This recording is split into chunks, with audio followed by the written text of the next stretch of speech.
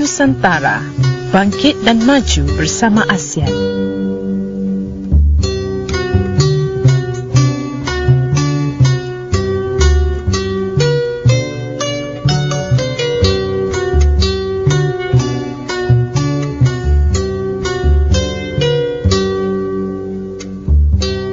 Selamat petang, kembali lagi. Selamat petang, saya Nurbaya Hassan. Dan saya Raditya Arman Muhammad. Bersama kami di Duran Nusantara Bangkit dan Maju bersama ASEAN hari ini 29 Julai 2015. Hari ini hari Rabu dan sekarang ini tepat jam 3.20 petang. Hari ini cuaca di luar sana panas. Panas terik. Begitu juga dengan suasana di Konti. Panas. Bukan saja di Konti, saya rasa di mana-mana sekalipun di Kuala Lumpur ini. Cuaca panas, topik pun panas pada hari ini kan. Rentetan daripada apa yang berlaku semalam.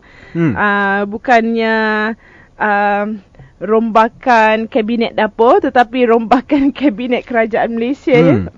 Itu membuatkan cuaca hari ini panas. Ya, orang suruh dia rehat, disuruh orang lain pula yang rehat. Sebelum kita teruskan, Radi, apa yang berlaku pada hari ini 29 Julai? Ya, 29 Julai ada beberapa fakta menarik tentang 29 Julai.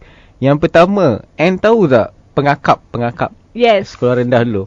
Kalau dekat saya Pandu Putri dan Ranger. Okey. 29 Julai tahun 1907, gerakan pengakap ni dimulakan dengan perkemahan pandu pertama di Pulau Brownsea, Inggeris.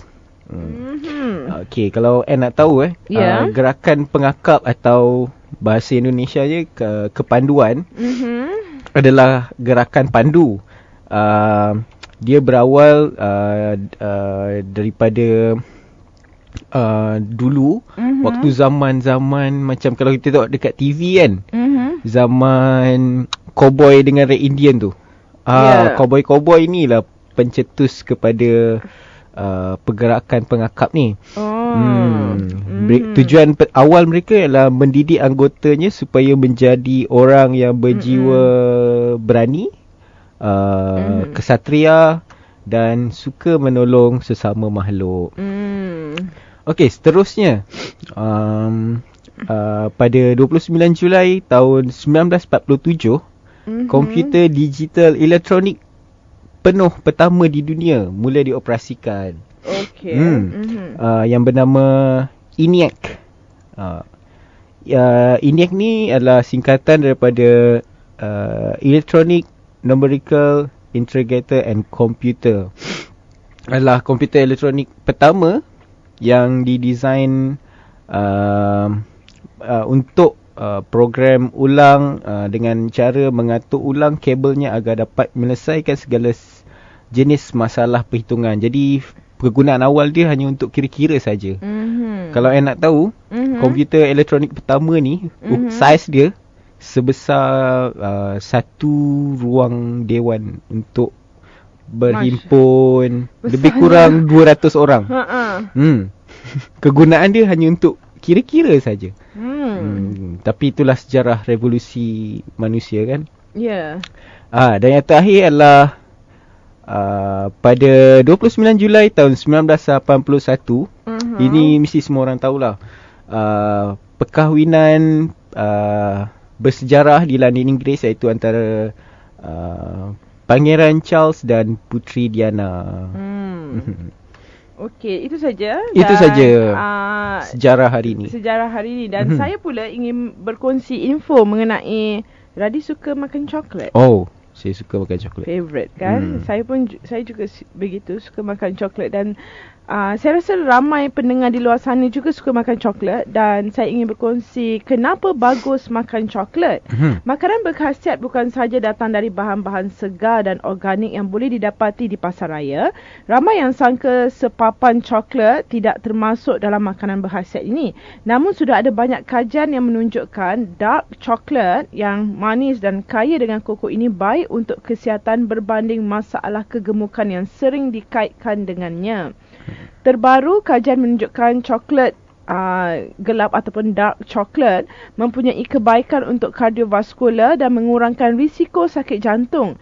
Ia juga dikatakan dapat mengurangkan tekanan darah tinggi dan mengurangkan kebarangkalian diserang angin ahmar oleh kerana kandungan flavonoids, kompaun antioksidan yang meningkatkan fleksibiliti dalam urat dan pembuluh darah. Namun pastikan pengambilan coklat tidak keterlaluan. Jika selama ini kita sering menolak dek kerana ingin kawal berat badan bila ditawar coklat ini, tapi kini kita boleh tersenyum untuk merasa kenikmatannya kerana kita tahu kebaikannya adalah untuk mengelakkan daripada diserang angin ahmar, mengurangkan tekanan darah tinggi dan mengurangkan risiko sakit jantung. Dan jika anda di luar sana marah-radi merupakan penggemar coklat, pastikan memilih coklat yang punya kandungan gula yang rendah dan susu selain faktor kualiti pembikinannya. Ada satu jenama coklat yang bernama Royce telah menampilkan nama coklat. Nama coklat ni bukan nama coklat dia. Dia memang nama coklat. Nama coklat tu ada nama coklat brand daripada Royce, Mild White yang mempunyai rasa yang halus dan ringan diadu dengan krim segar, juga kaya dengan coklat putih nama. Inilah rasa unik dari Hokkaido yang sesuai pada musim pelbagai musim untuk kita makan kerana dia sebab setengah dark coklat akan membuatkan tekak kering ataupun rasa sakit tekak kerana kandungan dark coklat tu tinggi. Tetapi boleh mungkin pendengar boleh cuba Royce, nama coklat Mild White daripada Royce ni kerana rasa dia yang very mild, very halus, tak menyakitkan tekak. Jadi jangan takut makan coklat. Terutamanya pilihlah dark coklat untuk kita kurangkan risiko dapat sakit jantung, darah tinggi dan angin ahmar. Kita ke berita Nusantara.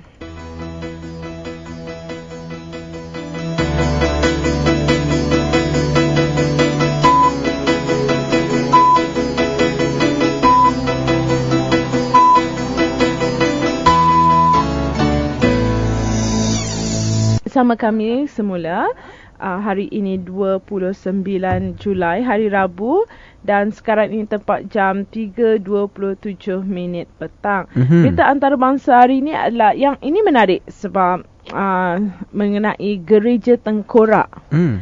Gereja Tengkorak di kalau ia di Republic Church, di Gereja Tengkorak ini dinamakan Oswari Sadlek di Republic Church. Dia kalau kita pergi tengok, dia umpama set filem Pirates of Caribbean. Macam studio set untuk penggambaran Pirates of Caribbean. Tapi ini sebuah gereja, tetapi banyak tengkorak, banyak tulang-tulang manusia.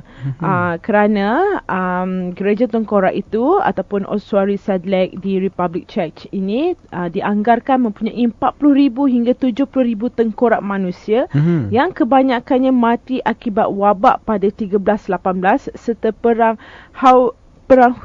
Husaid pada kurun ke-15. Gereja Tengkorak ini merupakan bangunan yang dihiasi tengkorak yang dibersihkan sebelum disusun supaya kelihatan menarik, termasuk cawan dan chandelier. Malah ada juga lambang keluarga yang dibentuk menggunakan sisa tengkorak tersebut. Lokasi di bawah gereja itu juga mempamerkan panci-panci diperbuat daripada tengkorak yang disusun cantik di celah cawan besar, kaki lilin dan piramid yang semuanya diperbuat daripada tulang manusia. Chandelier utama dihasilkan menggunakan hampir setiap jenis tulang dalam badan manusia, termasuk 7 cabang diperbuat daripada tulang belakang, manakala tengkorak dijadikan tempat meletak lilin. Mereka bentuknya dikatakan membayangkan haiwan berkepala 7, sama seperti dinyatakan dalam Bible. Kisah di sebalik gereja tengkorak ini juga agak menggurungkan. Semua tengkorak itu dikatakan diperoleh daripada perkuburan gereja itu yang ditutup pada akhir kurun ke-15. Pada 1870, seorang tukang kayu, Francesc Rin ditugaskan menggunakan tulang berkenaan sebagai hiasan. Untuk memastikan warna hiasannya seragam, dia memutihkan setiap satu daripadanya menggunakan peluntur. Walaupun pelik, ossuary Sadleck ini ia merupakan bukannya satu-satunya tempat seumpama itu. Malah ossuary Brno mempunyai koleksi tulang temulang lebih banyak, iaitu 50,000. Jadi ada bukan gereja tengkorak ni bukan saja di ossuary Sadleck, tetapi juga ada satu lagi, bukan iaitu satu-satunya gereja tengkorak, ada gereja tengkorak yang lain. Ada yang lain, iaitu ossuary Brno. Maknanya tercetus si idea terjadi gereja tengkorak ni bermula dari tukang kayu. Dan dia gunakan tengkorak yang dari perkuburan yang berhampiran untuk dijadikan hiasan. So dia nak recycle balik tempat tu kan. Okay, seterusnya. Berita seterusnya datang dari Mumbai, India. Sebuah negeri di bahagian barat India menetapkan peraturan supaya murid-murid sekolah tidak boleh membawa beg yang beratnya lebih dari 10% berat badan mereka. Iaitu negeri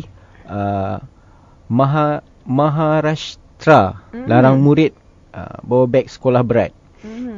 Peraturan ini dibuat dengan alasan untuk mencegah kanak-kanak sekolah tersebut mengalami kecederaan. Menurut mereka yang membentang dan menguatkuasakan peraturan itu di negeri Maharashtra, beg sekolah yang terlalu berat dikhawatirkan membuatkan kanak-kanak mudah terasa penat, selain boleh menjejaskan pertumbuhan tulang mereka. Sementara itu, para guru diminta untuk menimbang beg sekolah yang dibawa anak murid mereka. Bagi murid darjah 1, mereka tidak dibenarkan bawa beg yang beratnya melebihi dari 2.5 kg. Manakala bagi murid yang berusia 12 tahun, mereka hanya boleh membawa beg sekolah yang tidak lebih dari 4.2 kg. Kami pernah menemui beg seberat 20 hingga 30% dari berat tubuh kanak-kanak tersebut kerana mereka bawa buku tulis, buku teks, alat tulis yang berlebihan dan juga kosmetik. Ini bahaya kerana ia boleh menyebabkan masalah tulang belakang dan sendi. Itu dia tadi kata-kata dari Setiausaha Pendidikan Negeri Nankumar yang terlibat dalam pembentukan peraturan tersebut. Bagaimanapun pihaknya tidak menentukan hukuman yang dikenakan sekiranya peraturan itu dilanggar. Murid-murid sekolah di India berdepan dengan tekanan untuk meraih yang terbaik dalam pelajaran. Hal ini membuatkan mereka membawa material pelajaran tambahan ke sekolah. Selain itu, ibu bapa diminta memeriksa kandungan beg sekolah anak-anak masing-masing. Guru-guru juga diminta untuk menyusun kerja sekolah dan jadual belajar dengan bijak supaya murid-murid tidak perlu membawa banyak buku ke sekolah. Ini bukan saja berlaku di India, tetapi di Malaysia juga. Guru-guru memberikan anak murid jadual waktu supaya anak-anak murid tidak perlu membawa banyak buku ke sekolah, dan ibu bapa harus bantu anak murid tersebut untuk pantau apa mata pelajaran apa yang akan diajarkan, itulah buku yang akan dibawa. Ada setengah sekolah pula menyediakan locker di mana locker itu diletakkan semua buku dan mereka akan jadi hanya yang dibawa pulang ke rumah adalah buku untuk tugasan pada hari itu, homework pada hari itu saja. Jadi ini sebab Menteri Pelajaran kita memang Menteri Pelajaran kita yang dahulu Muhyiddin Yassin menitik beratkan supaya agar kanak-kanak tidak terbeban dengan bawa beg sekolah. Sebab kadang-kadang kan Radhi kalau tengok budak tu kecil tetapi beg besar pada dia. Lebih besar daripada dia dan sangat berat. Dan pernah ditimbang ada murid sekolah harus membawa hingga ke 5 kg beg setiap hari. Jadi ia akan Dan Kementerian Kesihatan telah membuat kajian ia akan membantutkan pertumbuhan kerana bahu akan sakit. Jadi mereka tidak boleh nak membesar dengan normal sebab bawa beg yang sangat berat betul. Yang disanang di bahu. Sebenarnya waktu saya sekolah rendah dulu tahun 90-an, hujung-hujung 90-an, ada juga kes macam ni, dia sempat dibahaskan. Sebab waktu tu saya masih darjah 2 dan perlu bawa banyak buku teks ke sekolah. Dan kerajaan telah menetapkan sebahagian buku boleh ditinggalkan. Sebab dulu kita tak boleh tinggalkan buku kat kelas tau. Betul. Sebab dia buku teks tu percuma kita dapat. Tapi ada kelonggaran di sekolah saya yang mengizinkan beberapa buku ditinggalkan. Dan masa tu beg yang paling orang nak beli beg tarik, tahu tak? Ya. Sebab dia tak payah nak galas, boleh tarik je. Saya lupa brand beg tu apa, tapi waktu tu memang popular beg tu. Sebab kita kena bawa buku banyak di sekolah kan. Berita seterusnya kan? Berita seterusnya adalah mengenai suami kantoi melalui Google Street View. Ini berita ni sangat kelakar dan sebab saya ada tengok kat Google Map dan sekarang ni Google Map telah upgrade aplikasinya dan mereka ada Google Street View. Dan Google Street View ni akan seolah-olah kamera betul-betul di atas jalan raya. Dan saya telah menggunakan aplikasi ini dan aplikasi ini sangat membantu untuk saya mencari tempat. Okey, berita ni adalah mengenai seorang lelaki berhadapan masalah apabila image dia merokok di halaman rumahnya dirakam oleh Google Street View. Donald Riding yang berumur 58 tahun daripada Merseyside, United Kingdom sebelum ini telah memberitahu isterinya bahawa dia telah pun membuang tabiat merokoknya selepas mendapat serangan sakit jantung. Jadi isterinya Julie tak percaya kata-kata suaminya, terutama apabila menemui kotak-kotak rokok kosong dalam kereta. Isteri jadi pelik. Kata dah berhenti merokok, tetapi kenapa masih ada kotak-kotak kosong lagi dalam kereta? Apabila Julie mendapat tahu Google Street View ada membuat rakaman di sekitar kawasan rumahnya, jadi Julie telah menggunakan Google Street View untuk mengintip suaminya. Selepas satu pertengkaran terjadi antara Donald dan Julie, Donald keluar rumah dan Julie segera mengakses laman web berkenaan. Dan Julie tidak silap apabila menemui imej suaminya merokok di kawasan garaj rumah mereka. Walaupun agak marah, tapi Julie mengakui perkara tersebut agak melucukan. Dan malam tu Donald terpaksa tidur di ruang tamu. Dan Julie membenarkan Donald untuk merokok, tetapi kurangkan kuantitinya. Ini sangat kelakar lah. Ya, sebab saya pun pernah guna Google Street View ni sebab Google Maps dah upgrade aplikasinya dan ia sangat membantu dalam saya mencari jalan. Dia kamera itu seolah-olah berada di atas jalan raya. Kita berada di tempat situ sebab dia 360 darjah gambaran dia. Dan ini sangat menarik. Saya sangat impressed. Saya suka. Dan saya sudah gila menggunakannya. Untuk suami yang kantoi ni, pepatah yang sesuai untuk dia kan, tahu tak apa? Apa dia? Sepandai-pandai tupai melompat, akhirnya jatuh ke tanah jua. Jadi tak perlu nak tipu isteri jika masih lagi belum berhenti merokok. Just tell the truth, no problem. Atau wife dia boleh belikan apa sekarang tengah trend kat Malaysia, vape. Okey, kita teruskan dengan masih lagi berita tentang rokok, tapi ni kita perlu tangani lah supaya tak terjadi di Malaysia. Berita dari Indonesia itu di Cicapar, seorang budak lelaki berusia 7 tahun yang ketagih rokok sejak berumur 4 tahun. Sehari beliau menghisap 16 batang rokok. Masya Allah. Okey, jangan terkejut. Sebelum ni dia hisap rokok 3 bungkus sehari. Dia lebih daripada awak, Radi.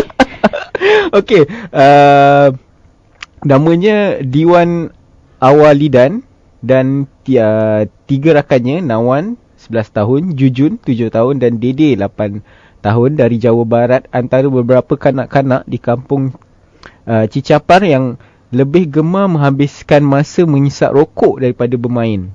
Boleh saya tahu berapa umur mereka? Yang dia 11 tahun, 7 tahun dan 8 tahun. Dia satu geng lah ni, 3 orang ni. Okey. Yang menjadi tajuk berita kita adalah Diwan Awalidan. Ibu bapa kepada Diwan ni, mereka dah tak larat nak menegur.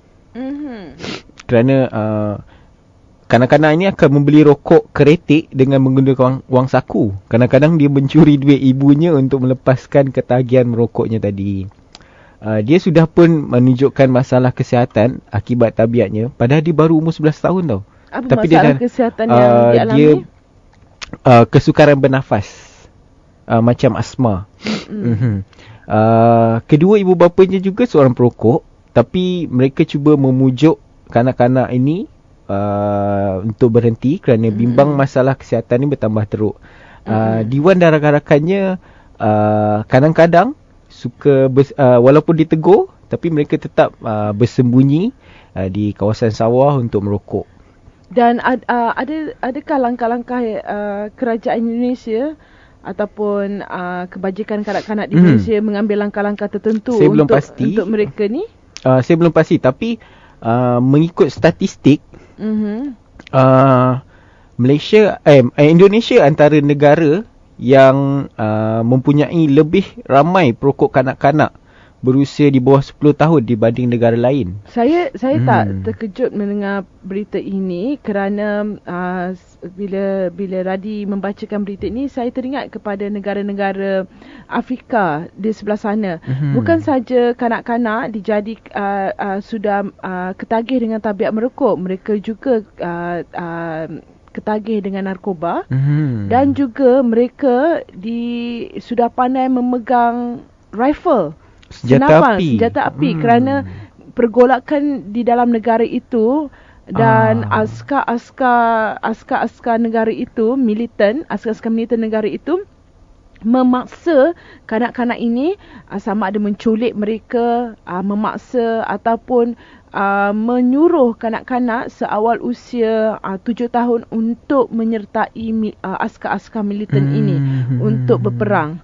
Jadi bila mereka kanak-kanak ini bergaul, mereka tidak dapat pendidikan dan sebagainya kerana dipaksa menjadi askar, dan mereka berubah sikap sudah menjadi dewasa. Padahal masih di umur yang kanak-kanak 7 tahun. Dan mereka didedahkan dengan seks, mereka didedahkan dengan pornografi, mereka didedahkan dengan merokok, narkoba dan senjata api. Saya sedih bila melihat gambar-gambar jika terdapat di laman sosial, gambar-gambar kanak-kanak yang seawal 7 tahun, mungkin sebaya dengan anak saya, sudah pandai memegang senjata api dan merokok, dan berlagak seperti something. Dan kebanyakan cerita yang kita boleh lihat seperti cerita kita boleh lihat dalam cerita Black Hawk Down, ataupun ada a few cerita-cerita yang lain kan, Black Diamond, itu cerita-cerita itu gambaran sebenarnya. Dan jika di Indonesia begini, saya pernah ke Jakarta dan saya pernah melihat kanak-kanak yang merokok, dan sesuatu yang terkejut bagi saya, tetapi itu pada mereka satu lumrah kerana kanak-kanak itu mereka miskin, mereka harus bekerja mencari wang. Jadi mereka tidak mendapat pendidikan. Kadang-kadang apa yang mereka lihat itu sesuatu yang baik untuk mereka sebenarnya, sebab mereka tidak tahu lagi baik dan buruk. Antara faktor utamanya kan dia sebab di Indonesia kanak-kanak yang dari golongan susah yang terpaksa bekerja di usia yang agak muda, mereka ni dia macam dia berbelah bagi tau antara karakter zaman kanak-kanak dia dengan lingkungan pekerjaan dia. Ya, betul. Sebab dia walaupun umur 10 tahun dia dah harus bekerja, tapi dengan lingkungan orang dewasa, jadi dia berasa bila merokok tu hal yang biasa. Dan satu lagi di Indonesia, bisnes rokok adalah penyumbang terbesar kepada Ya, benar. sebab kalau kita lihat di TV atau di mana-mana acara event di Indonesia, semuanya sponsor rokok. Dan Malaysia sempat ada iklan rokok, tapi dulu tahun 90-an, setelah itu dimansuhkan. Tapi di Indonesia masih masih ada iklan-iklan seperti itu. Makanya seperti yang diulas oleh Kementerian Kanak-kanak, berkata bahawa tabiat merokok tidak sukar untuk dicontohi, mudah untuk ditiru. Betul. Dan hal ini telah menjadi satu budaya di Indonesia, dikukuhkan lagi dengan iklan yang sudah sekian lama dilihat di Indonesia, sedangkan di negara lain sudah lama dimansuhkan. Kita berhenti rehat sebelum kita masuk ke berita politik dan hal ehwal semasa selepas ini. Stay tuned with us.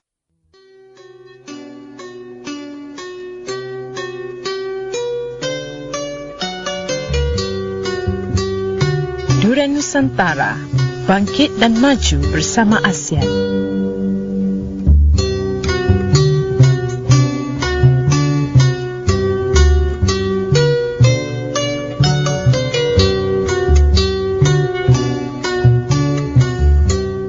Salam hormat bersama saya semula. Saya Nurbaya Hassan. Dan saya Radhi Tarman Muhammad. Terima kasih kerana masih lagi bersama kami dalam Durian Nusantara, bangkit dan maju bersama ASEAN dalam slot Berita Nusantara hari ini 29 Julai 2015 bersamaan dengan hari Rabu, dan sekarang ini tepat jam 3.54 petang. Tadi kita dah sampaikan 4 berita antarabangsa dan perbincangan-perbincangan terhadap susulan berita tersebut. Dan berita Nusantara yang berkaitan dengan politik dan hal ehwal semasa yang ingin saya sampaikan adalah mengenai Malaysia dan Singapura boleh jadi tuan rumah Sukan Olimpik sebenarnya. Tidak ada sekatan bagi mana-mana negara untuk menjadi tuan rumah Sukan Olimpik. Ini kata Presiden Jawatankuasa Olimpik Antarabangsa IOC, iaitu Thomas Bach. Ketika Bach diminta untuk mengulas mengenai kemungkinan Sukan Olimpik dianjurkan di Asia Tenggara, beliau mengharapkan boleh mengadakannya di negara-negara Asia Tenggara kerana agenda Olimpik 2020 memberi peluang Sukan Olimpik dianjurkan di negara yang sehingga kini tidak mempertimbangkan untuk menjadi tuan rumah tamasya sukan itu.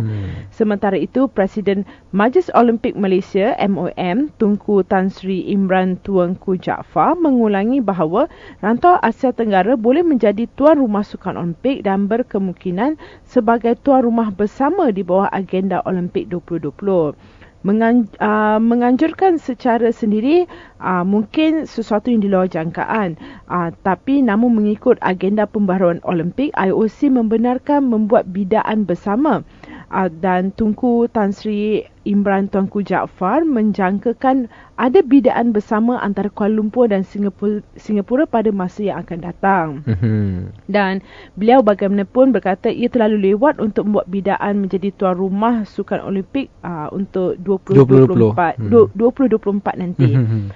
Dan selain itu, beliau juga telah bercakap dengan NOC, Majlis Olimpik Kebangsaan Singapura, dan beberapa pegawai dalam kerajaan. Ia terlalu lewat untuk membuat bidaan menjadi tuan rumah Sukan Olimpik 2024, namun boleh mempertimbangkan untuk tamasya sukan itu pada 2028 atau 2032 nanti. Tunku Imran juga berkata Malaysia dan Singapura mempunyai kemudahan menganjurkan tamasya sukan yang besar, namun kekurangan menyediakan atlet bertaraf dunia dalam pelbagai cabang sukan.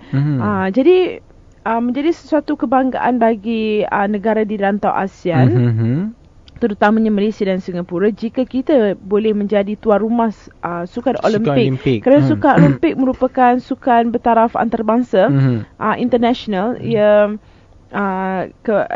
melibatkan atlet di seluruh dunia akan berkampung di negara kita dan Singapura. Dan mungkin sudah terlalu lewat untuk membuat bidaan untuk Sukan Olimpik 2024, tetapi Singapura dan Malaysia akan mempertimbangkannya untuk tamasya sukan itu pada 2028 ataupun 2032. Saya harap kita dapat menjadi tuan rumah. Seperti yang kita tahu, untuk menjadi tuan rumah untuk Sukan Olimpik, dia ada beberapa tahapan dia. Yang pertama, kita perlu membuat proses penawaran atau pencalonan diri untuk menjadi tuan rumah. Ni saya lihat ni di proses menjadi tuan rumah untuk Olimpik 2020 mendatang. Setelah kita mencalonkan diri untuk menjadi tuan rumah di dalam IOC, kemudian dari situ akan ada bidaan atau undian. Seperti tahun 2020, untuk Olimpik tahun 2020 ada 3 pencalonan yang menjadi top score.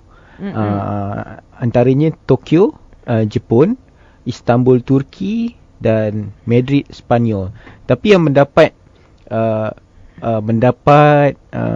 rating tertinggi adalah Jepun, iaitu dengan undian 42 undian. Untuk Olimpik tahun 2024, Malaysia memang sudah tidak sempat untuk mencalonkan diri kerana proses mengambil undi tu dia memerlukan waktu yang lama. Sebab undian yang diterima adalah serata dunia. Dan mengikut prediksi mungkin Amerika Syarikat menjadi calon yang terkuat untuk menjadi tuan rumah Olimpik 2024. Tapi jika Malaysia dan Singapura siap untuk menjadi tuan rumah, mungkin setelah 2024 mereka harus cepat bersiap sedia untuk mencalonkan diri. Okey, itu berita mengenai Sukan Olimpik. Maksudnya Malaysia dan Singapura boleh bergabung untuk menjadi tuan rumah untuk Sukan Olimpik. Dan berita seterusnya untuk politik dan hal ehwal semasa adalah rentetan daripada berita semalam yang kita dapat tahu bahawa Tan Sri Muhyiddin Yassin bukan lagi Timbalan Perdana Menteri Malaysia, tetapi telah digantikan kepada Zahid Hamidi pula. Dan hari ini pada pagi tadi, pada pukul 11 pagi tadi, Muhyiddin Yassin telah pun memberikan kenyataan kepada media di rumahnya di Bukit Damansara. Semalam rakan-rakan media kita telah menunggu di hadapan rumahnya untuk mendapatkan kenyataan daripada dia, tetapi yang dibenarkan masuk ke kediamannya hanyalah rakan-rakan rapat dan ahli keluarga sahaja. Kerana difahamkan Tan Sri Muhyiddin Yassin ataupun Muhyiddin Yassin sedang pun berehat dan sedang menghabiskan masa yang berkualiti dengan rakan-rakan rapat dan ahli keluarga. Dan hari ini pada pukul 11 pagi beliau sudah pun memberi kenyataannya kepada media. Tetapi semalam setelah hari ini pada pukul 11 pagi adalah kenyataan media, bermaksud Muhyiddin Yassin boleh menjawab balas apa persoalan daripada media. Tetapi semalam selepas sejurus pengguguran beliau yang pengguguran beliau oleh Perdana Menteri Malaysia Najib Tun Razak, beliau telah mengeluarkan satu kenyataan media yang antaranya adalah antara kandungannya adalah beliau mengucapkan terima kasih kerana kepada Yang Amat Berhormat Perdana Menteri Malaysia Najib Tun Razak kerana telah memberikan peluang kepadanya untuk berkhidmat dalam pentadbiran Kerajaan Persekutuan sebagai Timbalan Perdana Menteri bermula 10 April 2009. Beliau juga Muhyiddin Yassin juga mengucapkan terima kasih kepada semua ketua-ketua jabatan, pegawai-pegawai kerajaan, pemimpin pertubuhan bukan kerajaan dan semua pihak yang telah menyokong beliau. Dan sebagai Timbalan Perdana Menteri, beliau terlibat secara langsung dalam pembuatan dasar-dasar kerajaan dan melaksanakan tugas-tugas yang dipertanggungjawab dengan penuh amanah. Dan selama beliau berkhidmat, beliau sentiasa menyokong semua dasar kerajaan yang menyokong kepimpinan Yang Amat Berhormat Perdana Menteri Malaysia, kecuali dalam isu 1MDB beliau mempunyai prinsip dan pendirian beliau sendiri dalam mempertahankan hak rakyat, nama baik parti dan kepentingan negara. Jika pendirian beliau dalam isu ini menyebabkan beliau digugurkan daripada kabinet, maka beliau reda. Yang menarik tentang YMDB, kenyataan dari Muhyiddin Yassin ialah dalam kenyataan beliau menegaskan mempunyai pendirian sendiri dalam isu YMDB untuk mempertahankan hak rakyat, nama baik parti dan kepentingan negara. Kata beliau, jika kerana pendirian saya dalam isu ini menyebabkan saya digugurkan daripada kabinet, maka saya reda. Seperti yang kita tahu, isu ini sebelum beliau digugurkan, beliau sempat menjadi viral dari keterangan beliau mengenai isu YMDB. Pada ketika itu beliau menghadiri satu majlis UMNO, Perhimpunan UMNO. Perhimpunan bahagian ceras, Perhimpunan bahagian ceras, dan beliau telah mengeluarkan kenyataan ketika membuat ucapan. Jadi dan sejurus kerana kita tahu bahawa bermula daripada kes 1MDB ini, Muhyiddin Yassin senyap, tidak memberikan apa-apa kenyataan, dan ketika ucapannya di Perhimpunan UMNO bahagian ceras, barulah beliau memberikan feedback terhadap kes tersebut, dan ini membuatkan ramai yang memberi pandangan bahawa Muhyiddin Yassin dan Perdana Menteri Malaysia Najib Tun Razak tidak sefahaman. Dan beliau juga turut merasakan seperti kenyataan press statement beliau, merasakan jika pendirian beliau dalam isu 1MDB ini menyebabkan beliau digugurkan daripada kabinet, maka beliau reda. Dan tetapi beliau akan sentiasa setia dengan perjuangan UMNO, dan sebagai timbalan Presiden UMNO, beliau akan terus melaksanakan amanah yang telah dipertanggungjawabkan dan akan mencurahkan khidmat bakti demi memperkukuhkan parti serta mengembalikan keyakinan orang Melayu dan rakyat kepada UMNO. Dan hujung press statementnya tu, beliau ada menyatakan kepada Allah beliau berserah. Dan itu buatkan ramai yang tersentuh hati, dan kita telah ada trending baru, iaitu #support Muhyiddin. Dan banyak dan hari ini kenyataan yang dikeluarkan pada pukul 11 pagi, beliau menyatakan bahawa Muhyiddin Yassin menyatakan bahawa saya masih lagi timbalan Presiden UMNO.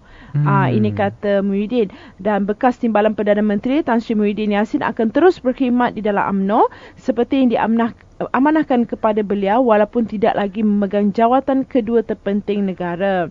Muhyiddin kini masih timbalan Presiden UMNO, sedia bekerjasama dengan Presiden Datuk Seri Najib Tun Razak serta semua ahli Majlis Tertinggi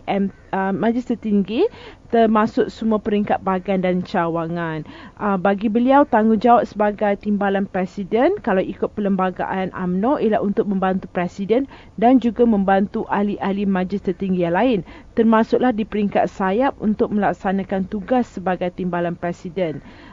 Dan bagi beliau, tanggungjawab beliau adalah untuk menguruskan parti, walaupun perkara beliau telah digugurkan itu berlaku, tetapi tidak menghalang beliau untuk terus bersama UMNO, kerana apa yang penting bagi beliau adalah untuk pembangunan parti dan negara.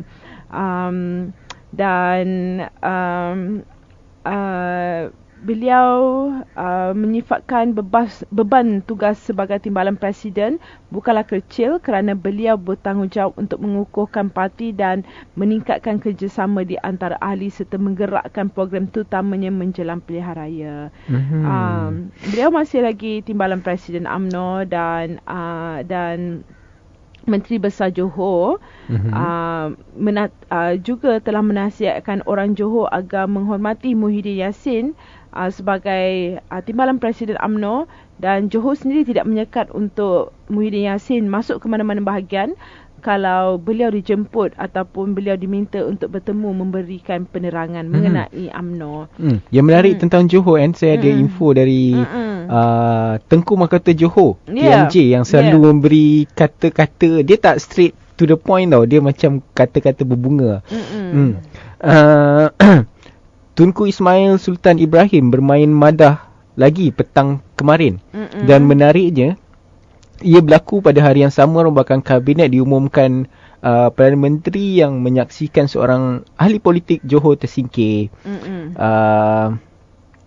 Seperti sifat beliau yang suka berkias, Tunku Ismail berkata seorang yang sedang berdepan dengan keadaan lemas akan melakukan apa saja untuk menyelamatkan diri. Langkah itu, kata status di Facebook, termasuklah menggapai najis. Antara dialog yang disampaikan antara Tengku Mahkota dengan wartawan ialah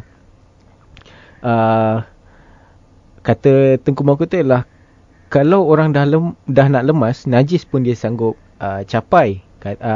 Wartawan menanyakan lagi apa maksud tuanku.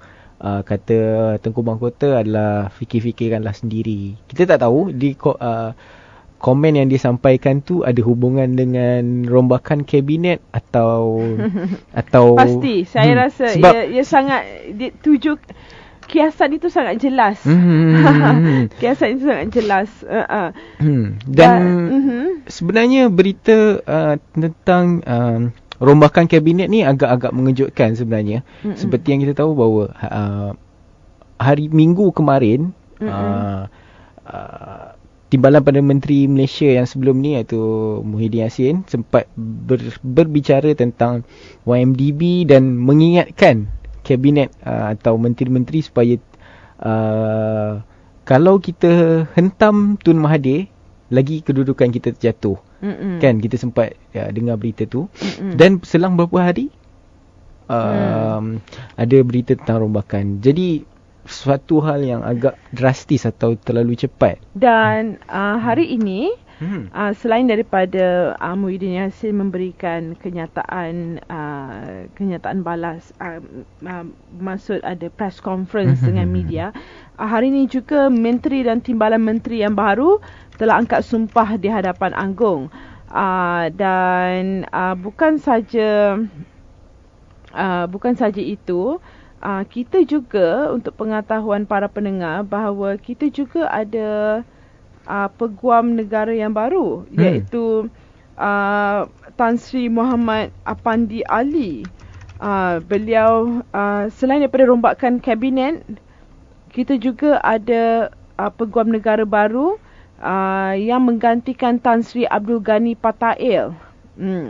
Dan memang ini sesuatu yang mengejutkan kerana Tan Sri Abdul Ghani Patail pada awal isu 1MDB dan pada awal isu di mana laporan Wall Street Journal, Abdul Ghani Patail sebenarnya terlibat dalam isu-isu ini.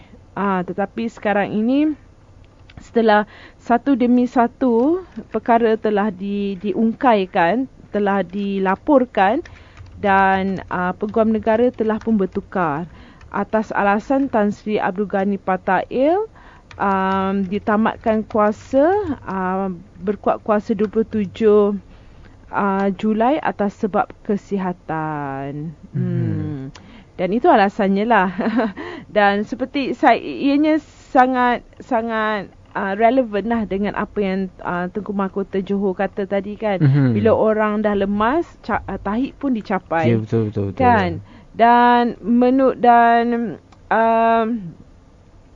mengikut bagi Zahid Hamidi pula, keluarganya menyokong segala apa yang berlaku.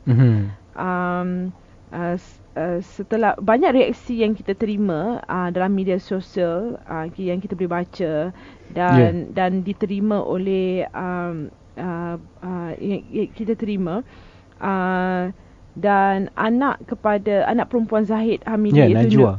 Nurul Hidayah. Oh, Nurul Hidayah. Ya, anak perempuan Zahid Hamidi. Okay. Telah pun tampil untuk menyatakan sokongan dia kepada ayahnya melalui laman sosial Instagramnya lewat malam semalam.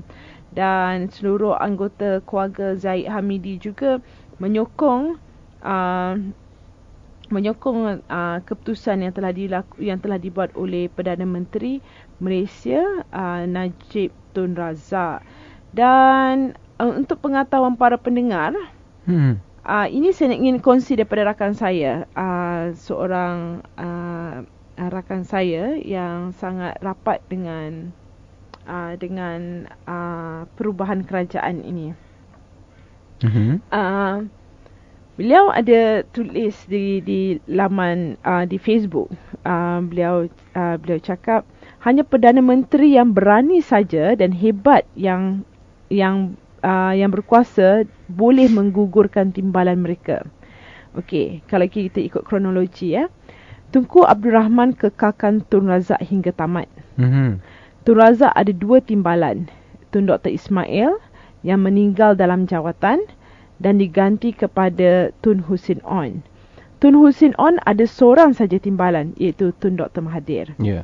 Tun Dr. Mahathir gugurkan 3 timbalan, iaitu Tun Musa Hitam, Tun Ghaffar Baba dan Datuk Seri Anwar Ibrahim, sebelum akhirnya pencen dengan Tun Abdullah sebagai timbalan. Tun Abdullah Ahmad Badawi hanya ada Datuk Seri Najib Tun Razak sahaja sebagai timbalan. Dan Datuk Seri Najib kini gugurkan Tan Sri Muhyiddin Yassin dan memilih Datuk Seri Ahmad Zahid Hamidi sebagai timbalan Perdana Menteri. Jadi dalam sejarah Malaysia hanya 2 Perdana Menteri yang gugurkan timbalan mereka, iaitu Tun Mahathir dan Najib Tun Razak.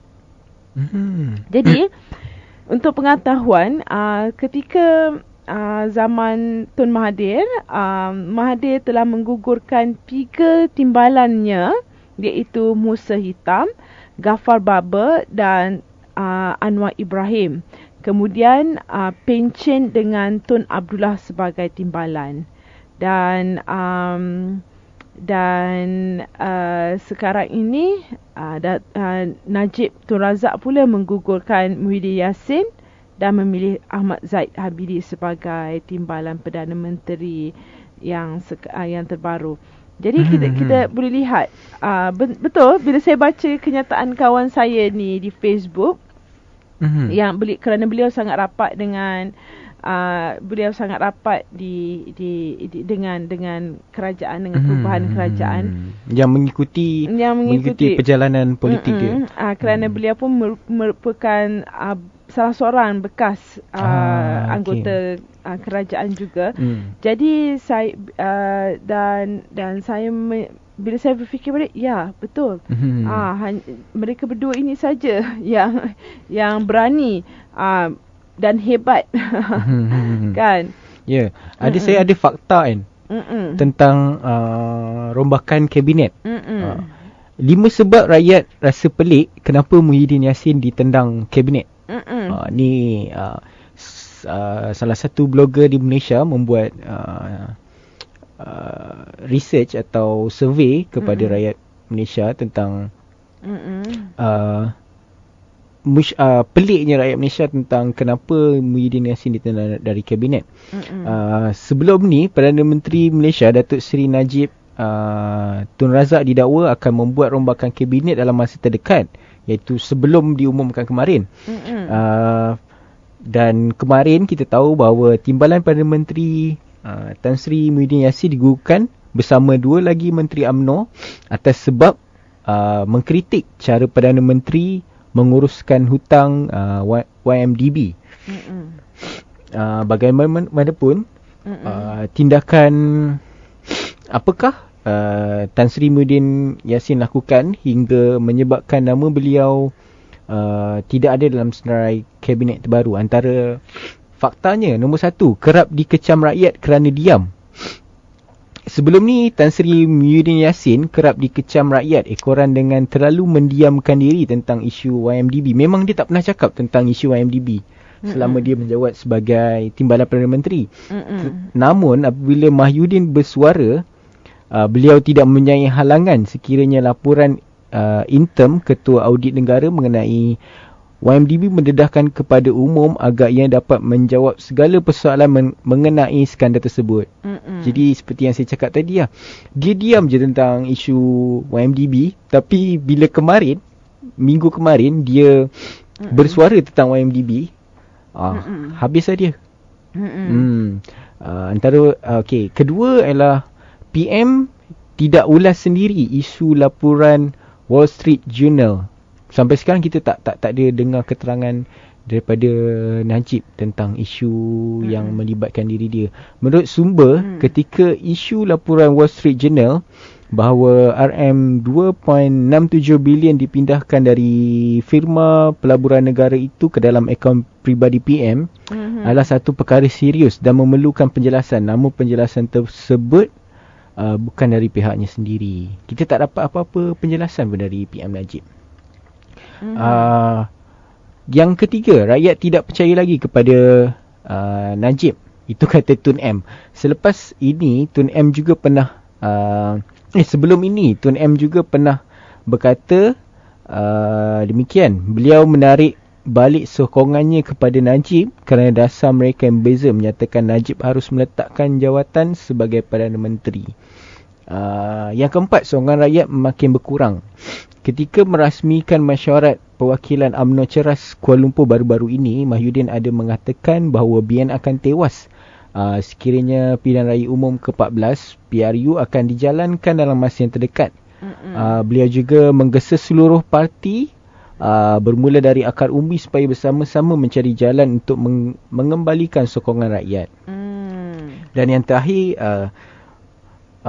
bersuara mengenai YMDB bukan menentang PM. Menurut salah satu blog di Malaysia, beliau menjelaskan apa yang disuarakannya tidak berlangsung bermaksud beliau menentang Perdana Menteri Datuk Seri Najib atau mempunyai niat lain yang berselindung. Itu antara 5 sebab rakyat rasa pelik kenapa Mahyudin Yassin ditendang dari kabinet. Apakah sebab dia mengutarakan tentang masalah YMDB? Mungkin atau itu antara sebabnya. Dan Mahathir pernah memberi kenyataan di dalam Sinar Harian tak lama dulu. Beliau ada menyatakan bahawa kalau saya Najib, saya buang orang yang tak sokong saya. Jadi mungkin ini Najib mengikut nasihatnya kembali, nasihat Tun M. Tetapi mungkin kita ada banyak pendapat kan, macam Tengku Mahkota pun cakap tadi, kalau ada orang yang, kalau orang tu dah lemas, tahi pun dicapai. Tetapi untuk Dr. Mahathir, Tun Dr. Mahathir pula, kerana kalau dia buang orang yang tidak sokong dia, bermaksud dia mahu pembangunan itu dijalankan secara lancar. Mungkin ada orang antara orang-orang dia telah untuk melambatkan proses pembangunan itu. Jadi daripada proses itu lambat, baiklah dia dibuang. Dan ini sesuatu perkara yang tidak baru sebenarnya. Ramai menerima kejutan dengan pelucutan Tan Sri Muhyiddin Yassin sebagai Timbalan Perdana Menteri. Sebenarnya perkara ini adalah biasa. Baroness Thatcher pun buat benda yang sama apabila Michael Heseltine mengurat langkah untuk mengambil tempatnya sebagai PM. Ini di Britain. Adalah juga lazim di atas prinsip tanggungjawab bersama, Principle of Collective Responsibility, di mana jika seseorang menteri kabinet tidak bersetuju dengan hala tuju atau keputusan jemaah menteri ataupun Perdana Menteri, ianya dilucutkan atau meletak jawatan. Prinsip ini diamalkan di dalam sistem Parlimen Westminster yang juga dipraktikkan di negara ini. Kalau boleh Google sistem Parlimen Westminster ini. Jadi rakyat Malaysia sebenarnya terkejut kerana pertama, tidak tahu menahu sejarah politik di negara-negara lain maupun di negara sendiri. Dan yang kedua, terakhir sekali, seorang timbalan Perdana Menteri dipecat adalah 17 tahun lalu. Tetapi untuk clarify, Tan Sri Muhyiddin Yassin bukannya dipecat. Beliau hanya digugurkan daripada kabinet. Dipecat, digugurkan dan meletakkan jawatan adalah tiga perkara yang berbeza. Sebab jika dipecat bermaksud seperti Datuk Sri Anwar Ibrahim, dia dipecat daripada kabinet Tun Dr. Mahathir. Dan tetapi Tan Sri Muhyiddin Yassin digugurkan, digantikan dengan yang baru kerana kerana tidak mempersetujui, tidak sehaluan dengan dasar Najib Tun Razak. Jadi kita berehat. Ini antara yang terjadi rentetan daripada kisah semalam yang kita bawa lagi pada hari ini. Atas reaksi-reaksi di media sosial yang kita kongsikan bersama pendengar dan beberapa fakta. Kita berehat sebelum kita masuk ke berita ekonomi dan bisnes. Ya.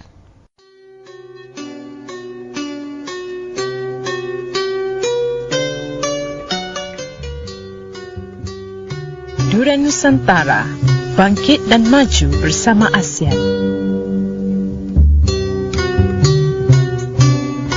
Bersama dengan saya, Nurbaya Hassan. Dan saya Raditya Arman Muhammad. Dalam Durian Nusantara Bangkit dan Maju bersama ASEAN. Sekarang ini dalam slot berita Nusantara. Dan sekarang ini kita ingin sampaikan berita mengenai ekonomi dan bisnes. Ya. Saya rasanya kita sudah sedia maklum tentang mengenai TPP ataupun rundingan TPPA, iaitu Perjanjian Perkongsian Trans-Pasifik. Dan ada berita yang saya ingin sampaikan adalah tajuknya adalah berkenaan dengan Perjanjian Perkongsian Trans-Pasifik. Ada yang menyatakan bahawa TPP akan jadikan industri Malaysia penggerak pertama di rantau Asia Pasifik, iaitu apabila Perjanjian Perkongsian Trans-Pasifik ataupun TPP berkuat kuasa kelak, industri di Malaysia akan mempunyai kelebihan selaku penggerak pertama sedang negara lain masih berusaha menyaingi. Menurut pengarah eksekutif bagi Harta Intelek Antarabangsa IP, Pusat Harta Intelek Global GIPC, Patrick Kilbride, sistem IP yang mantap disebabkan TPP akan memberi faedah seterusnya kepada Malaysia dengan menarik lebih banyak industri berintensifkan IP melabur dalam pasaran. Kilbride berkata industri berintensifkan IP Malaysia akan mempunyai asas untuk memasuki pasaran rakan kongsi yang merangkumi 40% daripada keluaran dalam negara kasar global dengan jaminan layanan sama rata atau lebih baik. Katanya Persekitaran IP Malaysia yang kukuh meletakkan negara ini di depan dalam kalangan negara yang berpendapatan sederhana, namun masih ada kerja yang perlu dilakukan terutama dalam aspek paten. Faedah sebenar datang apabila timbul kesedaran secara meluas bahawa IP diambil kira dari segi pentadbiran dan penghakiman serta penguatkuasaan. Ini kata Kilbride. Dan Indeks IP antarabangsa tahunan ketiga yang dikeluarkan oleh GIPC awal tahun ini memberi ranking kepada 30 ekonomi di seluruh dunia termasuk hampir semua negara TPP berhubung aspek komitmen dan dalam inovasi. Ditanya mengenai bantahan terhadap cadangan perjanjian perdagangan itu, Kilbride berkata, tidak ada siapa yang terlibat secara langsung dalam perbincangan itu tahu semua perincian dalam TPP atas faktor ia belum lagi dipersetujui. Adalah amat penting bagi kerajaan Malaysia membantu mendidik tentang peluang yang terhasil daripada TPP. Ini kata Kilbride yang menambah bahawa beliau sedar Perbadanan Harta Intelek Malaysia telah mengambil langkah sedemikian dengan melibatkan usahawan Malaysia manakala organisasi swasta seperti GIPC dan Dewan Perniagaan Amerika Syarikat juga ada peranan untuk dimainkan. Diwujudkan pada 2007, JIPC adalah sekutu Dewan Perniagaan Amerika Syarikat dan memperjuangkan isu hak milik harta intelek. TPP merupakan perjanjian perdagangan terbesar dan satu langkah penting ke arah integrasi serta kerjasama ekonomi dan liberalisasi pelaburan yang lebih terperinci di rantau Asia Pasifik. Dan pegawai daripada 12 negara yang terbabit dalam perbincangan TPP kini berhimpun di Hawaii sejak 24 Julai bagi sesi rundingan terakhir selama 4 hari, diikuti mesyuarat peringkat menteri dari 28 hingga 31 Julai ini. Selain Malaysia, negara lain yang terlibat dalam rundingan TPP ialah Amerika Syarikat, Australia, Brunei Darussalam, Kanada, Chile, Jepun, Mexico, New Zealand, Peru, Vietnam dan Singapura. Ini mengenai TPP. Tetapi kita juga maklum bahawa ada menyatakan bahawa Malaysia awas agenda Amerika Syarikat dalam TPP ni. Saya sempat membuat liputan waktu ada press conference di sebuah hotel di Malaysia mengenai TPP, iaitu yang hadir adalah perwakilan daripada negara Amerika Syarikat dan chairman of Bank Muamalat. Mereka membahas tentang TPP dan plan program TPP di Malaysia. Tapi banyak aktivis yang hadir di acara press conference tersebut yang tidak setuju dengan berlangsungnya TPP, Malaysia ikut serta dalam program TPP. Saya ada laporan mengenai TPP yang dibuat sebuah universiti di New South Wales membuat kajian tentang TPP. Menunjukkan bahawa harga ubat-ubatan akan meningkat selepas perjanjian perkongsian Trans-Pasifik ditandatangani oleh negara-negara yang terlibat. Laporan yang dikeluarkan oleh Pusat Latihan Penyelidikan dan Penilaian Ekuiti Kesihatan Universiti tersebut mendapati bahawa perjanjian tersebut akan memberikan kuasa kepada syarikat-syarikat farmasi untuk memperbaharui paten ubat-ubat secara berterusan dan menghentikan saingan daripada ubatan generik. Laporan itu juga menjelaskan bahawa Amerika Syarikat sedang cuba untuk menghalang syarikat ubatan generik daripada menggunakan data klinikal dari syarikat-syarikat farmasi untuk kelulusan pemasaran, selain daripada perlindungan sepanjang 8 tahun untuk data klinikal dan 12 tahun untuk ubat biologikal dan vaksin. Untuk masyarakat Malaysia, usaha ini sedikit sebanyak dalam mengurangkan impak negatif kepada rakyat Malaysia. Impak daripada TPP inilah,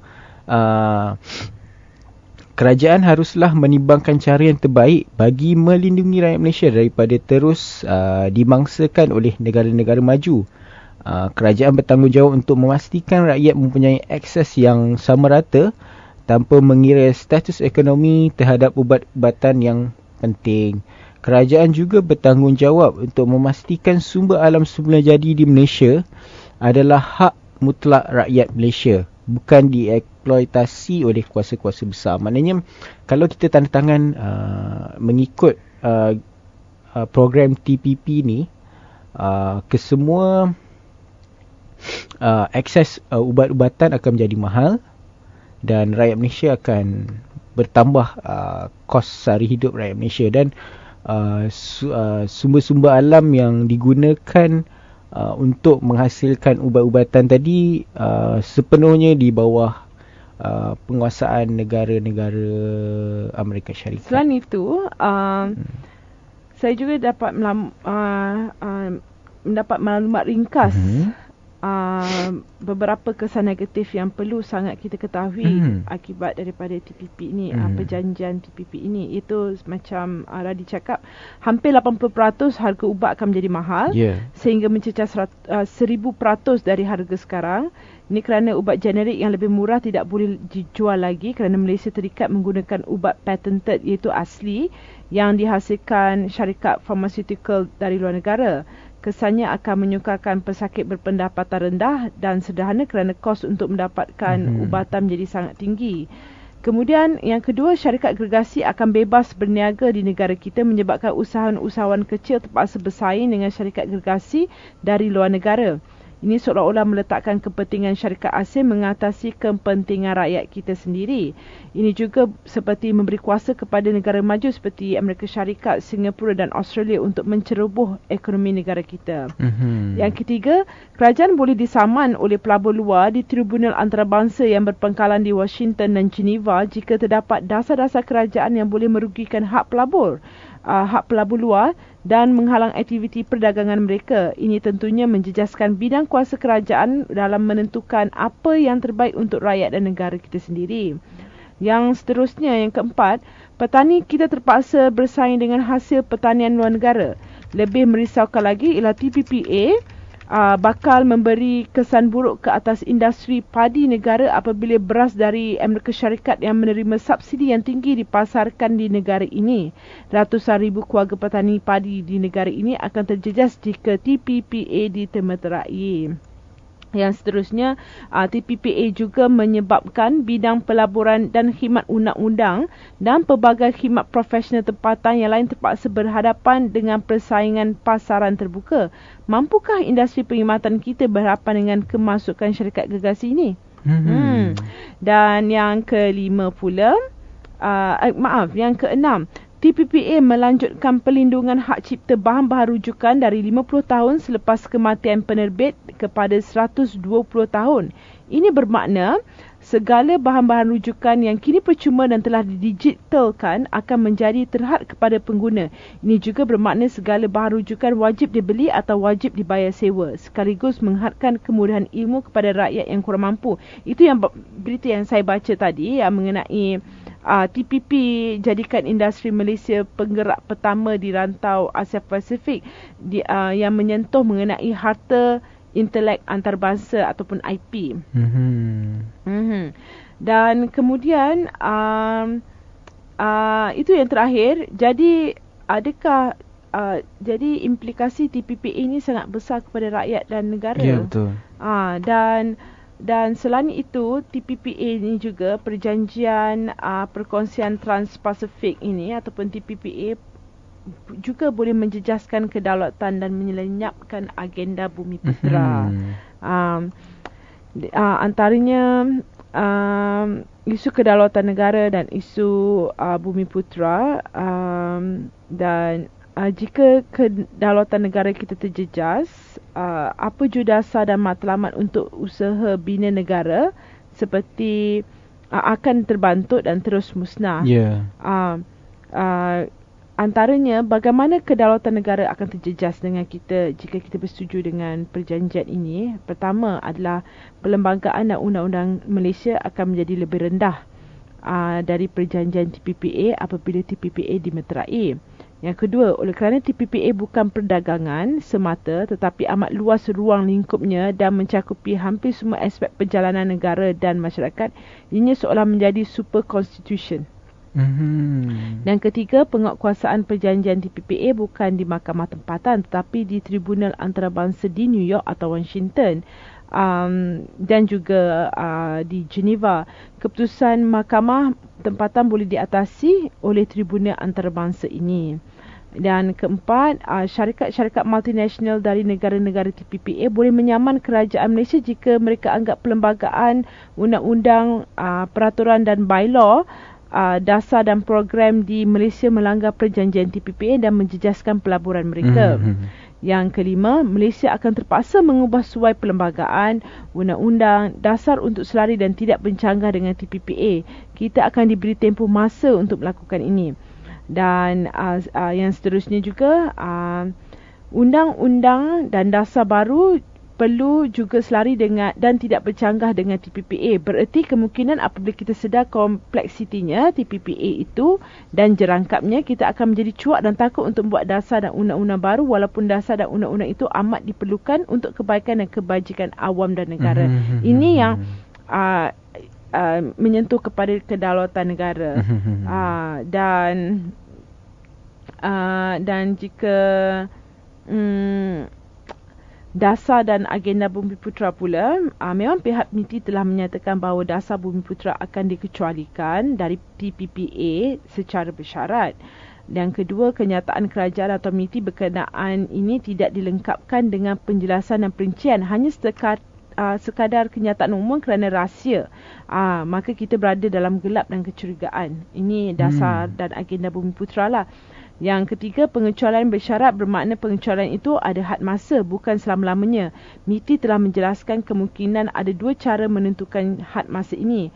Pertama, berdasarkan tempoh masa, contohnya 5 tahun. Bermakna selepas 5 tahun, pengecualian itu tamat, pengecualian terhadap dasar Bumiputera itu. Yang kedua, cara kedua berdasarkan status pendapatan tinggi, mengikut syarat Bank Dunia. Bermakna apabila GNI per kapita Malaysia melebihi syarat Bank Dunia, pengecualian itu tamat. Tapi tak pastilah mana satu dipakai. Ini antara kebimbangan yang kita nampak lah mengenai kedaulatan negara, isu Bumiputera. Sebenarnya banyak kebimbangan atau rakyat Malaysia sendiri bimbang jika perjanjian TPPA ni ditandatangani oleh Perdana Menteri Najib. Ya. Pada bulan banyak bukan kelebihan yang menguntungkan negara, tapi banyak kekurangan yang akan merugikan rakyat sendiri. Benar. Sebab ada keluhan yang saya baca, sekarang harga barang meningkat. Cukai dinaikkan 6%, pendapatan tidak meningkat. Jadi jika pelaksanaan TPP ni diterima atau ditandatangani oleh Perdana Menteri Najib, maka akan datang rawatan perubatan. Sudah tentu akan menjadi sebuah hak eksekutif kepada golongan berpendapatan tinggi sahaja, manakala rakyat kelas pertengahan dan rendah akan terus dimangsakan. Seperti keterangan salah seorang penulis blog yang mengatakan bahawa perjanjian ini akan menjadi bala yang berganda selepas pengenalan GST. Yang untuk pengetahuan secara rambang atau secara mudahnya, TPP ni sebuah negara yang menandatangani TPPA, mereka tidak boleh lagi menjual ubat-ubatan generik. Ya, saya faham. Generik ni asli. Generik ni contoh dia macam ubat-ubatan murah. Dia membantu. Dia ubat generik ni tidak bahaya. Dia dikurangi dos daripada yang ubat yang mahal. Ya, betul.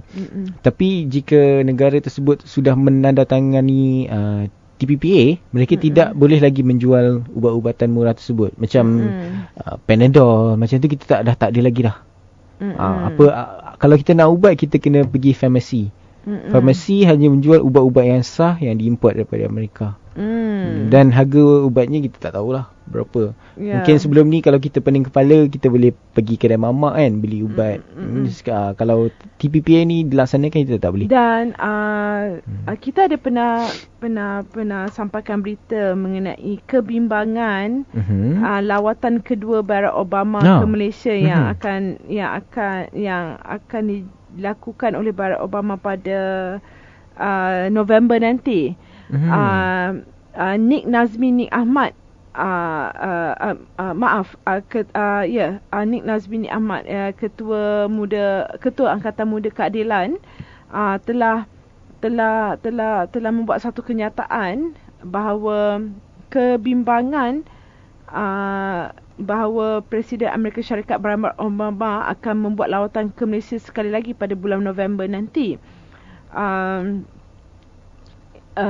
Mengapa seorang Presiden Amerika begitu tertarik dengan Malaysia dan rantau ini secara tiba-tiba?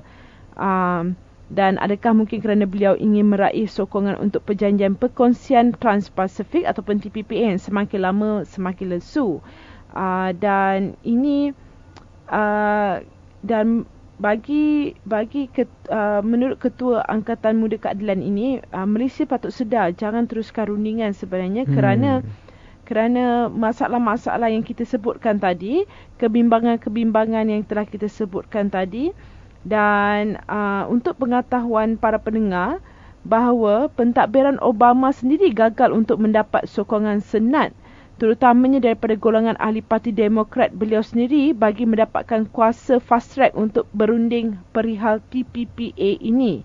Tetapi walau bagaimanapun, Kongres Amerika Syarikat baru-baru ini meluluskan juga Trade Promotion Authority dengan majoriti tipis, dan kini ia perlu mendapat semula kelulusan di Senat.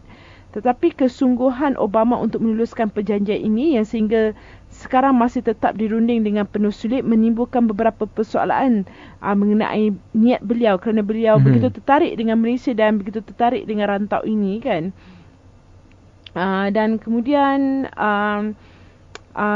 seperti yang sudah dilaporkan di merata-rata tempat, TPPA merupakan satu perjanjian yang berat sebelah dan hanya memberi manfaat kepada syarikat-syarikat transnasional besar Amerika, di samping menjejaskan kedaulatan negara-negara lain termasuklah Malaysia, serta kesihatan awam dan kebebasan internet.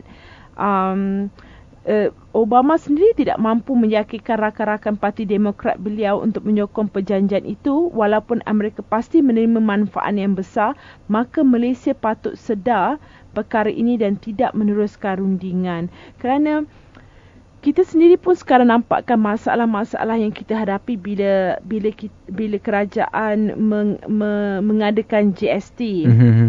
Kemudian dengan petrol naik, barang-barang keperluan juga sedikit banyak terganggu gugat juga harganya, dan menyebabkan kos sara hidup rakyat Malaysia sudah semakin naik, dan dengan gaji bulanan yang diterima pula tidak setimpal dengan kos sara hidup.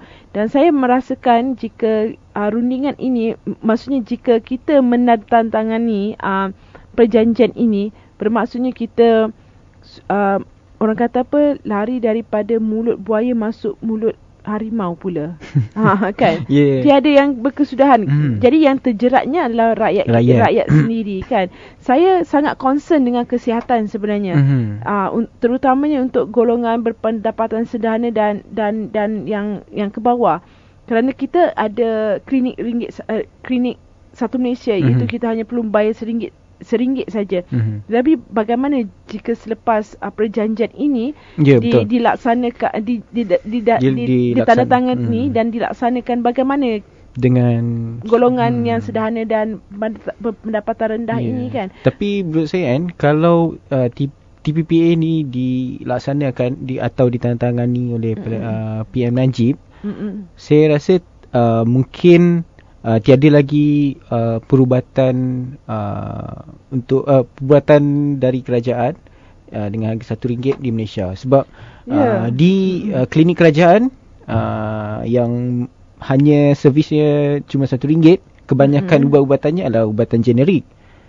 Tapi walaupun ubatan generik, tapi dia sangat membantu untuk langkah pencegahan awal. Tapi jika TPPA dilaksanakan, saya rasa tak mungkin akan dapat dilaksanakan dengan penguatan RM1, kerana kerajaan harus menanggung kos ubat-ubatan yang mahal. Dan saya seolah-olah seperti agreement ini, agreement TPP ini mencabul kedaulatan, mencabul hak rakyat Malaysia sebenarnya. Kerana perjanjian TPP ini akan memberikan ruang yang sangat besar dan luas untuk syarikat-syarikat international di luar sana, terutamanya daripada Amerika Syarikat. Ada satu rencana yang sedang saya baca sekarang mengenai Malaysia awas agenda Amerika Syarikat dalam TPP, di mana agenda Amerika Syarikat untuk menguasai dunia melalui perdagangan.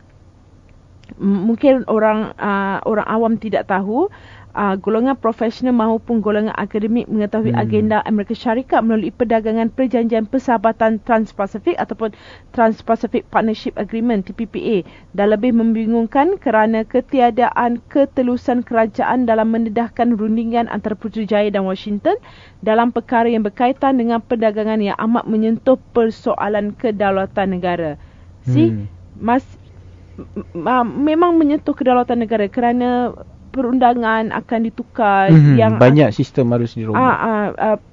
Perundangan akan dirombak, yang dirombak kepada yang harus lari dengan TPPA nanti. Jadi bagaimana dengan perundangan kita, perlembagaan kita yang telah lama kita bentuk. Dan selepas itu juga adalah sebagai usaha korporat gergasi Amerika Syarikat yang mendesak kepada agenda memperluas dan memperkukuhkan penguasaan mereka dengan mengenetepikan hak warga dunia, terutamanya negara yang di selatan ini. Dan perjanjian itu antaranya akan melibatkan peraturan ubat generik tidak dibenarkan dijual di negara ini, iaitu ubat tiruan seperti Panadol umpamanya yang lebih murah, yang mempunyai kandungan dan kesan yang sama dengan ubat asli. Itu antara contohnya yang sepanjang kita sebutkan tadi itu kan. Dan lebih merisaukan lagi ialah TPPA bakal memberi kesan buruk ke atas industri padi negara apabila beras dari USA yang menerima subsidi yang tinggi akan dipasarkan di negara ini. Ini seperti yang saya nyatakan tadilah. Dan syarikat-syarikat tempatan dan negara akan terdedah dengan tindakan undang-undang antarabangsa jika ada layanan lebih diberi kepada syarikat tempatan. Misalnya syarikat bermitra. Jadi apa yang terjadi dengan industri kecil dan sederhana IKS yang selama ini kita ekonomi kita hidup dengan IKS ini, industri kecil dan sederhana, industri tempatan kita. Jika syarikat-syarikat multinasional, syarikat gergasi di luar sana telah overcome, telah menguasai pasaran, bagaimana dengan syarikat-syarikat kecil ini? Betul. Sedangkan syarikat-syarikat kecil inilah yang menampung ekonomi kita dari dulu lagi. Ini antara yang kita sembangkan, yang kita sampaikan pada hari ini mengenai isu Muhyiddin Yassin, rombakan kabinet, bukannya kabinet dapur tetapi kabinet kerajaan Malaysia. Malaysia. Dan hashtag support Muhyiddin telah pun tersebar luas dan sejak daripada semalam kan. Dan trending ini mendapat tempat pertama, mengalahkan trending yang lain. Dan kita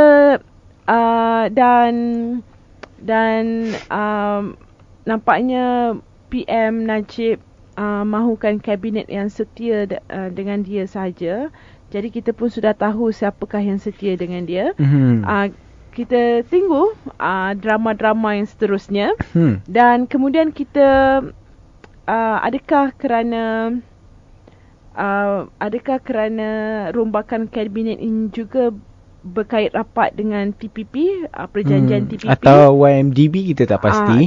YMDB, kerana bagi saya TPP ini juga berkait rapat dengan ada juga kaitannya juga, kerana ianya perlu mendapatkan sokongan, ia perlu meraih sokongan, kerana kita tahu Muhyiddin Yassin sangat kuat dalam memperjuangkan anak bangsa, sangat kuat dalam memperjuangkan Melayu dan golongan Bumiputera. Jadi kuat memperjuangkan rakyat. Jadi setelah apa yang kita bincangkan mengenai TPP, kita menjadi risau bagaimana dengan isu kedaulatan negara, isu Bumiputera, isu syarikat-syarikat kecil ini nanti, dan bagaimana kita untuk mendapatkan perubatan dan sebagainya. Mungkin itu juga yang menjadi kebimbangan Muhyiddin Yassin, dan sehingga beliau agak tidak sedasar dengan PM Najib, kerana PM Najib beliau sangat, he is into this TPP. So mungkin ada di situ kan, kita tidak tahu, kita tunggu drama yang seterusnya. Dan yang pasti kita akan terus memberikan khabar dan info terbaru tentang TPPA ni dan dan semua berita-berita panas yang berlaku di Malaysia. Sila layari Facebook, sila like Facebook page kami Durian Nusantara, ataupun bersahabat dengan kami, cari saja Konti Nusantara. Dan boleh mendengarkan langsung kalau dari Facebook di muka hadapan tampilan page kami ada tulisan dengarkan DN. Klik di situ dan anda akan dapat mendengarkan secara live streaming dari Facebook, atau melalui website kami, kunjungi laman seseorang kami di www.duriannusantara.com dan anda dapat mendengarkan secara langsung melalui website kami. Sebelum kami undurkan diri, kata-kata bijak daripada Radi hari ini. Ya, tentang rombakan kabinet yang antara Perdana Menteri dan Timbalan Perdana Menteri itu adalah jodoh yang kadang-kadang dapat bersama, kadang tak. Jadi dia macam perkahwinan jugalah. Jadi saya ada quote sikit tentang pasang-pasangan ni. Tuhan menciptakan sesuatu berpasang-pasangan. Pasanganmu sudah ada. Engkau tinggal menemukannya. Maknanya mungkin untuk Muhyiddin Yassin, dia perjalanan sebagai timbalan Perdana Menteri berhenti di sini, tapi perjuangan dia tetap diteruskan walaupun bukan di parlimen. Dia masih memegang jawatan di dalam kerusi jabatan di pertubuhan UMNO. Kita tutup konti kita hari ini. Hari ini kita banyak cakap kan? Hari ini kita banyak. Kita bersiaran hampir sejam 40 minit. Kerana banyak isu yang hangat yang kita ingin sampaikan, ingin kita perdengarkan. Dan kepada para pendengar, bersama dengan kami semula esok pada 30 Julai hari Khamis, kami akan bersiaran dalam jam waktu yang sama. Salam cinta damai, jaga diri baik-baik, kekal minum air yang banyak kerana cuaca panas, jaga kesihatan. Terima kasih kerana mendengar Durian Nusantara. Jumpa lagi besok. Salam hormat.